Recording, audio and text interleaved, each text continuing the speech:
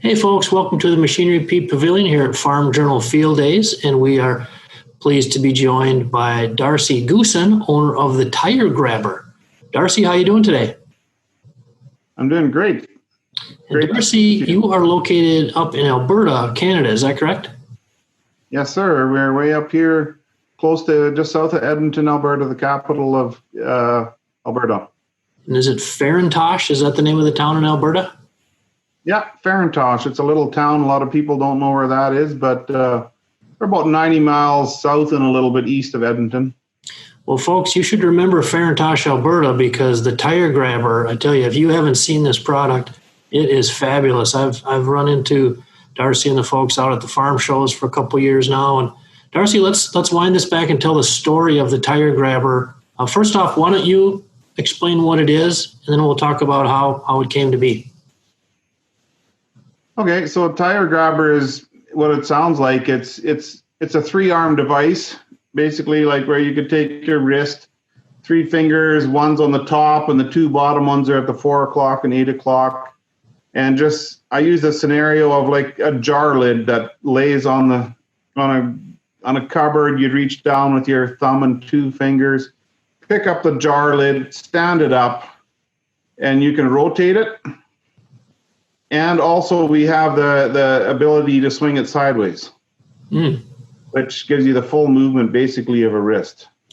And as the ag tires and sprayer tires have got so big over the years here, gosh, handling tires in the shop or out in the field is difficult and dangerous. It is.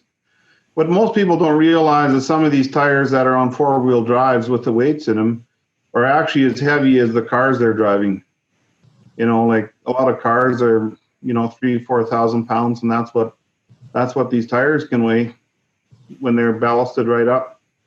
Right. And Darcy, your personal history now growing up on the farm, and then you were in the custom spray business for, a couple decades plus. Yes. I suppose as the sprayers got bigger and on the fly out there in the field getting the job done, you must have had need for this TireGrabber. Well, I guess that's how and why you invented it. Yes, exactly. They got bigger and bigger, and they sort of outgrew my arms, and they got heavier and more dangerous and tippy, and we just there's got to be a better way. Like, this is crazy. Like the way and storing them so often, we didn't want the lifting part and standing him up and getting underneath with the pallet forks. And so we wanted to do all of that with one motion, right? So That's where we built the first three-arm TireGrabber and built it up. Oh, excuse me. When did your first model, when did you release it, Darcy? Oh, the first one we released, I think was in probably 4 years ago when we got our patent for it. Okay. I think so. Yeah, something like that. So after we built the first one, we didn't have it public yet. And a friend said, well, you should get a patent on it and build them and sell them. And it's like, oh no, selling, forget it. I actually couldn't, it put almost fear in my heart. Like, how would I stand at a booth and try and sell something? But it's grown on me, and I sold the first TireGrabber at the Saskatoon trade show the day I turned 50 years old, and it was my first trade show, the first one I sold. It was on my birthday, and I told my wife I'm turning a new leaf, starting something new. So when you were making the first one, Darcy, you weren't thinking of selling it. You were just making because you needed it and wanted a better way. That's right. Yeah, we just built it for ourselves, and yeah, we had it there tucked away in the garage. And neighbor came by and noticed us changing tires. He said, you better get this thing patented and get an engineer involved. And yeah, it's come a long ways from the very first one, believe me. Sure. Yeah. In the TireGrabber, it just runs off of existing hydraulic system.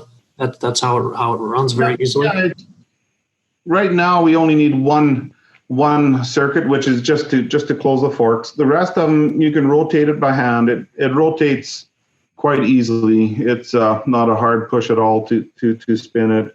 And then to swing it sideways, there's a latch that you pull up, unlatch it.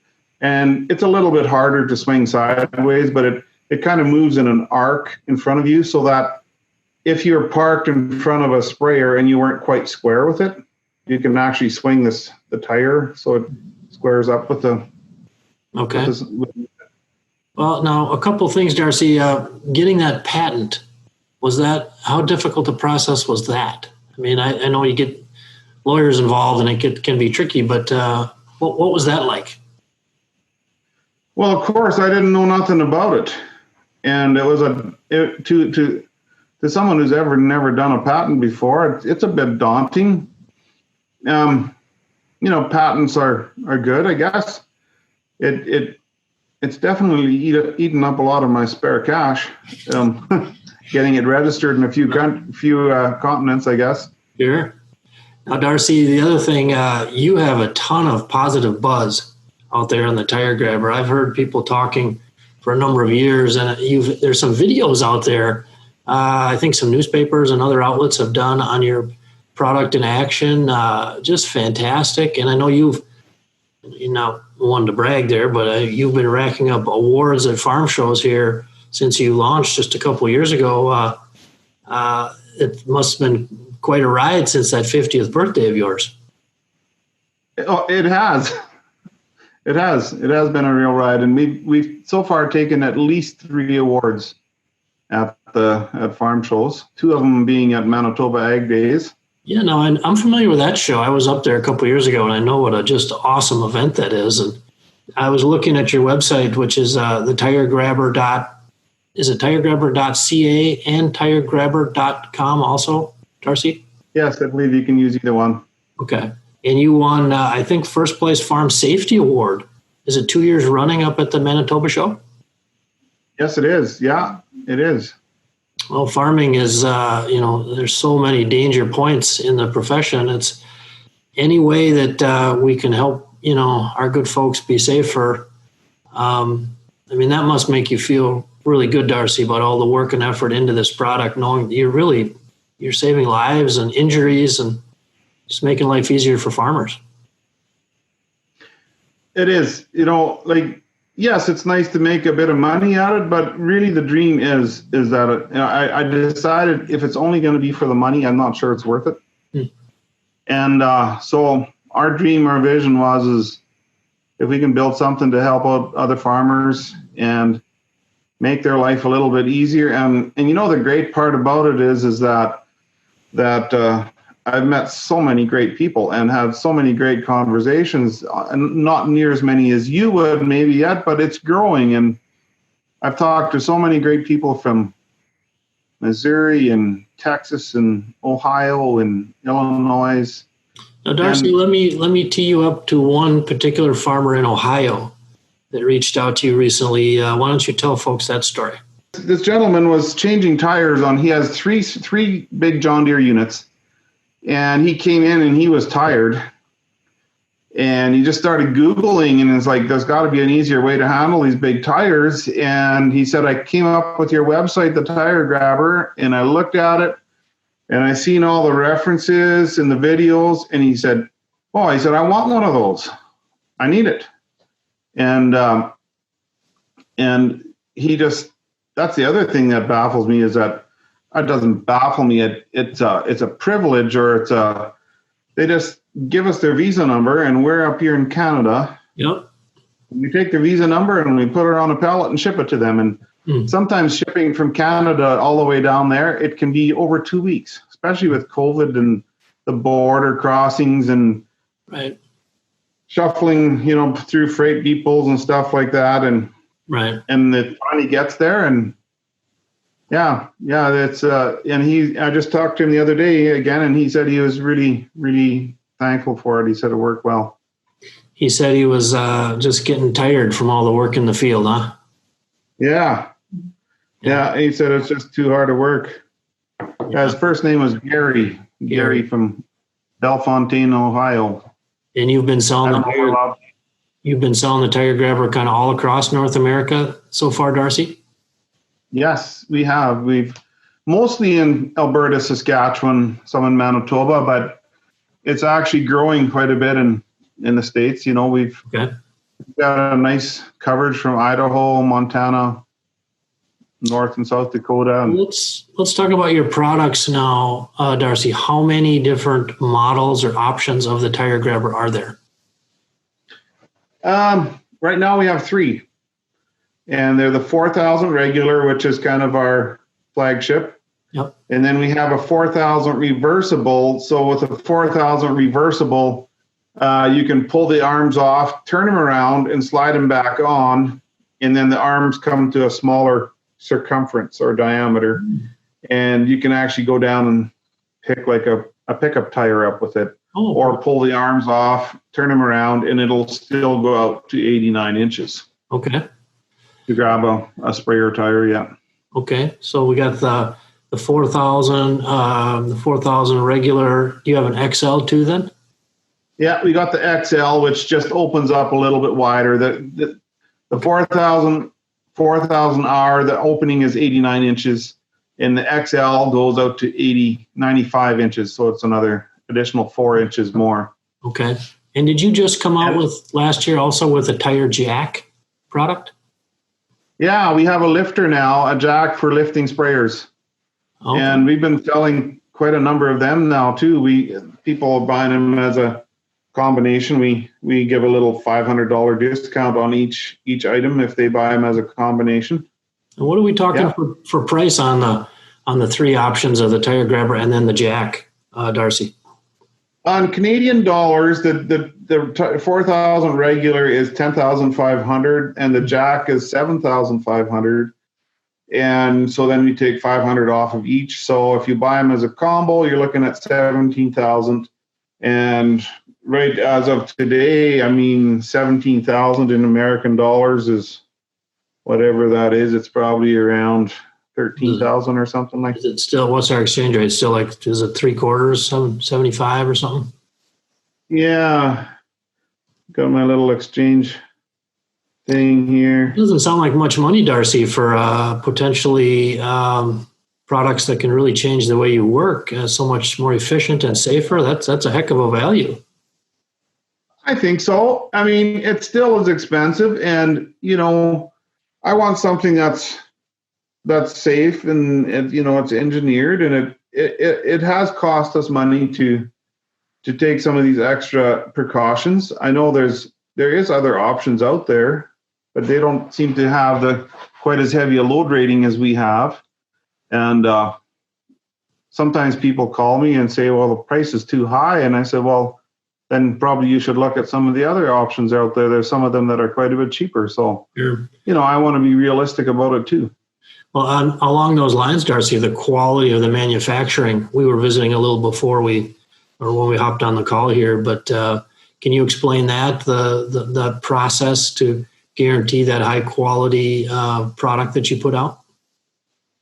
Yeah, so for manufacturing, we went away from building them in our own shop, and we went to building them in CWB licensed shops, which is Canadian Welding Bureau standards. And what they do is they just keep track of all the sheets of the mill runs, like the metals on the shaft and on the plate and the tubings. And then they also have a record of their welding specs. And then what also we do is we try and get an engineer in there to inspect after a batch, let's say a batch of 20s made. They would come in and check 10% of them, which is 2 units, and a random inspection to make sure the welds are all up to spec and everything's built.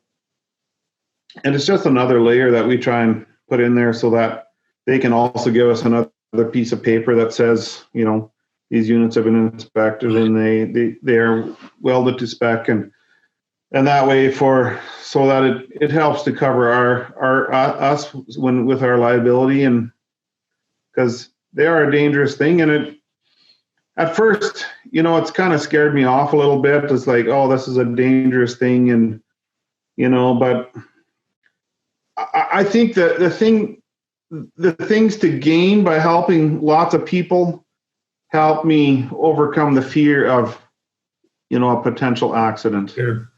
And I've asked lawyers about it, and they said if you do your due diligence, you build it up to spec, you make it safer, and just make it easy for them to use. And they still need a practical operator. Like anything can happen, right? So you can kill people driving down the road with cars too. So that is very true. Now, what kind of feedback, Darcy, along the lines of ease of use? So folks, whether they're in Ohio, Missouri, wherever, when they order their TireGrabber and then you visit with them after they start using it, what kind of feedback are you getting there? Much training needed, or can this just kind of off they go? Oh no, they just say that the great part about it is it just comes there on a pallet. It's like plug and play. They just hook it on and go. Nice. The couplers are all there. They can plug it in their skid steer.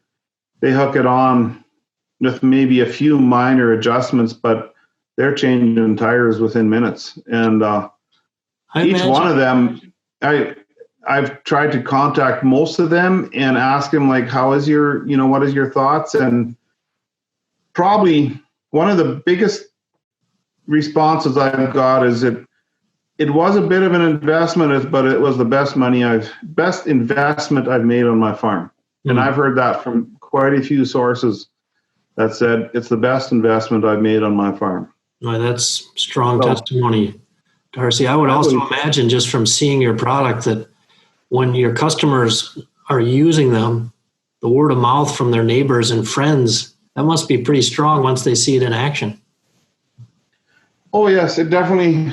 They say that's the best kind of advertising, anyways, is word of mouth. And it's we've sold just over 200 of them now in 2.5 years. So that's a good. We're really happy with that. It's fantastic. I do hope that we can really up those numbers and keep going. And right now we're actually working with a company in Europe. So we're going to get our CE, what they call it, a CE certification for Europe. So that's part of the next things we're doing too. Very exciting stuff for TireGrabber. That's good stuff. In just a few years, Darcy, hats off to what you folks have built, taking it from your idea.